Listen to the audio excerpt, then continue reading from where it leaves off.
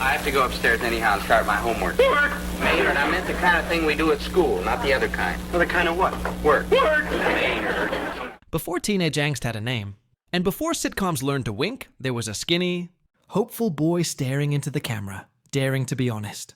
The Many Loves of Dobie Gillis wasn't just a sitcom. It was a confession booth and a coming-of-age story whispered into America's living rooms. It broke the fourth wall, admitted growing up was confusing, and hid quiet revolutions behind bright smiles. Let's uncover 10 unforgettable facts about the show that taught America to laugh at adolescence. Fact 10. The show that let teenagers speak directly to America. When The Many Loves of Dobie Gillis premiered in 1959, it quietly pulled off something prime-time sitcoms simply didn't do. It let a teenager speak straight to the audience, openly, earnestly, and as himself. Dobie, played by the wide-eyed Dwayne Hickman, would stop the scene, turn to the camera, and confess his fears, plans, and romantic hopes directly to viewers. In an era when TV characters stayed locked inside their fictional worlds, Dobie broke the fourth wall with disarming sincerity, and it wasn't a gag. It was a revolution. Teenagers watching at home felt recognized. Dobie gave voice to anxieties adults rarely admitted. Being unpopular, trying to impress girls, chasing a future that always seemed one date away. The idea came from creator Max Schulman's stories, but executives worried it would confuse audiences or violate television's rules. Instead, those asides became the show's heartbeat. Years later, series like The Wonder Years, Saved by the Bell, and Malcolm in the Middle would build entire styles around that intimacy. But Dobie did it first, softly, honestly, and without irony. And soon, that honesty would collide with someone even more unexpected. An underground beatnik who changed the show forever. Fact 9. Maynard G. Krebs was never meant to steal the show. Every sitcom has a sidekick, but The Many Loves of Dobie Gillis accidentally created a legend. When Bob Denver arrived as Maynard G. Krebs, scruffy, bongo-playing, proudly anti-work beatnik, he was meant to be background flavor. Instead, he became the show's pulse. Maynard stunned work. I have to go upstairs anyhow and start my homework. Work! Maynard, I meant the kind of thing we do at school, not the other kind. Well, the kind of what? Work. Work! Maynard. Wasn't just a punchline. It was a cultural wink in a buttoned-up America. He offered rebellion without rage, freedom without cruelty. Denver drew from beatnik culture, then softened it into something disarmingly charming. Viewers didn't just laugh. They recognized him, the kid who never fit, the friend who refused the script. Mail began arriving for Maynard, not Dobie, and producers panicked. Writers leaned in, gave Denver more time, and the show's balance shifted for good. Denver feared typecasting. He was right. Fact 8. Tuesday Weld was too real for television. When teen Tuesday Weld joined The Many Loves of Dobie Gillis, viewers saw the perfect sitcom dream girl on screen. But behind that smile was a life heavier than the scripts allowed. Weld was only 15 when she played Thalia Menninger, wealthy, quiet, emotionally distant. While audiences saw innocence, she was supporting her family and navigating executives, contracts and expectations beyond her years. And she didn't want the spotlight. Tuesday later said fame and the teen idol label made her uneasy. The world of Dobie Gillis clashed with a private reality of anxiety, exhaustion, and the urge to escape. Producers wanted bubbly. Fans wanted adorable. Weld brought restraint, sadness, distance, and realism that made Thalia feel unknowable at once. Not a prize, but someone unreachable. By the early 60s, she stepped away, returning later on her own terms. And soon, a louder, bolder actress would arrive to upend Dobie's love life forever. Fact 7. Connie Stevens didn't just play a crush. She changed the show's soul. When Connie Stevens arrived as Dodie Douglas, The Many Loves of Dobie Gillis suddenly felt louder, brighter, and unmistakably modern. Unlike Thalia's quiet mystery, Dodie was confident, flirtatious, and fully aware of her power. She didn't wait to be admired. She expected it, and America noticed. Stevens wasn't just acting. She embodied the early 1960s teenage ideal. Stylish, self-assured, and unafraid to take up space. Her chemistry with Dobie crackled. But more importantly, she reshaped the show's tone. Episodes became faster, bolder, and more openly comedic. Behind the scenes, producers saw her impact immediately. She tested so well that writers began building episodes around her, subtly shifting the series from chasing unreachable dreams to navigating very real emotional chaos. Dodie wasn't eye candy. She represented a cultural shift. Young women on television now had opinions, desires, and control.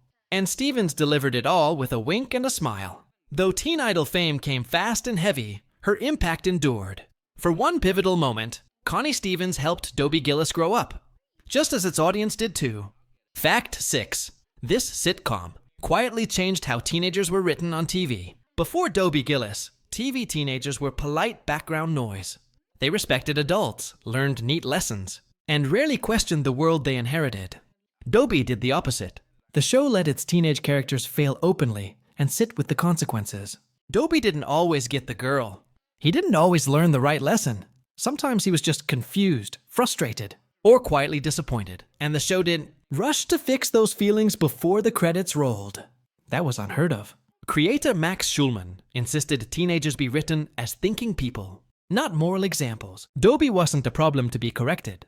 He was a young man trying to understand himself in a rapidly changing America. That choice reshaped television. Teen characters could now be introspective, neurotic, romantic, ambitious, and vulnerable.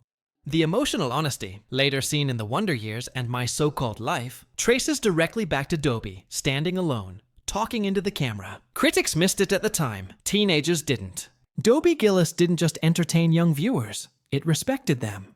Fact 5. The show struggled when its characters started growing up. Time is the one thing a teenage sitcom can never defeat. By the early 1960s, The Many Loves of Dobie Gillis faced a quiet crisis. Its characters were no longer dreaming about adulthood. They were living it. Dwayne Hickman was aging out of teenage innocence, and Dobie's worries grew heavier and more realistic. College, careers, and responsibility crept in, creating an identity problem. Was Dobie still a teenage dreamer, or a young man trapped in an adolescent format? The show adjusted cautiously. Satire sharpened. Romance lost its innocence. Authority was treated with irony. But the emotional simplicity that once defined the series began to fade. Behind the scenes, writers debated whether to let the show grow up or preserve its teenage bubble. Network pressure favored safety over risk. Audiences felt the change. The magic wasn't gone, but it was shifting. And as Dobie's world grew more complicated, one cast member quietly prepared to leave, taking a vital piece of the show's soul with him. Fact 4. Bob Denver's exit quietly changed everything. When Bob Denver prepared to leave The Many Loves of Dobie Gillis, there was no drama, no scandal, just a quiet realization that something had shifted. Denver had become too popular. Maynard G. Krebs, once a supporting character, had grown into a cultural symbol. Students loved him. Beatniks embraced him. Executives, however, grew uneasy. Maynard didn't respect authority. He rejected ambition.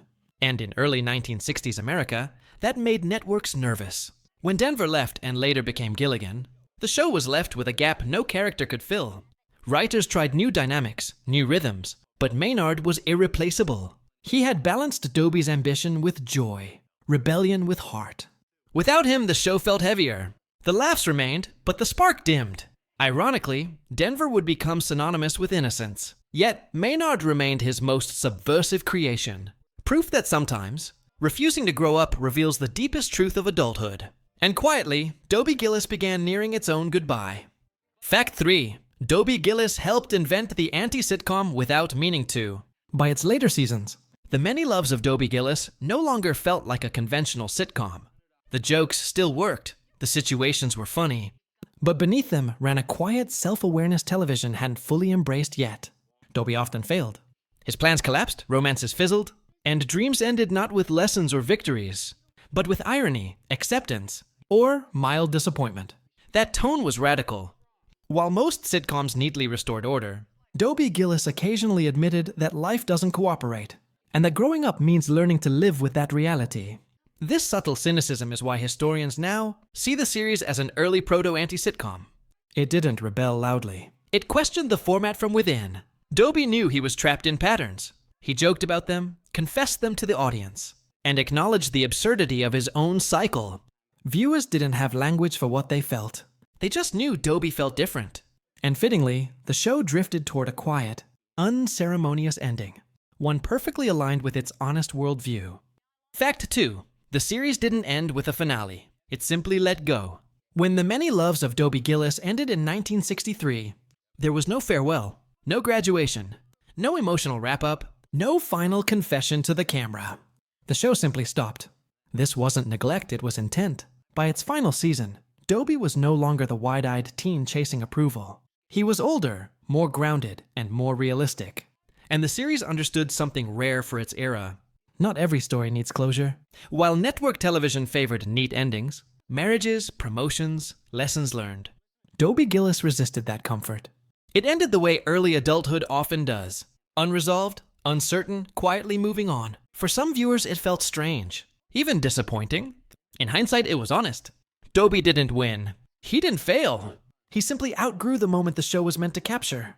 That quiet ending reflected its audience. Teenagers who had grown up with the series and were now stepping into adulthood without applause or guarantees. And that's why it lingered. It didn't tell viewers how to feel. It trusted them to know. Fact 1. Dobie Gillis quietly changed television forever. The many loves of Dobie Gillis never announced its influence. There were no flashy spin-offs, no grand finale. For years, it lived in the shadow of louder, cleaner sitcoms. Yet its fingerprints are everywhere. Dobie's direct-to-camera honesty reshaped how television spoke to audiences. His awkward vulnerability made room for male characters who could be insecure, romantic, and unsure. Maynard's gentle rebellion proved that nonconformity could be endearing, not dangerous. Writers who grew up watching Dobie later carried that DNA forward. Teen stories stopped pretending youth was simple. Sitcoms became more self-aware. Characters were allowed to fail and stay failed. Above all, the show trusted its audience. It trusted teenagers to think. It trusted viewers to sit with discomfort. It trusted life to remain unresolved.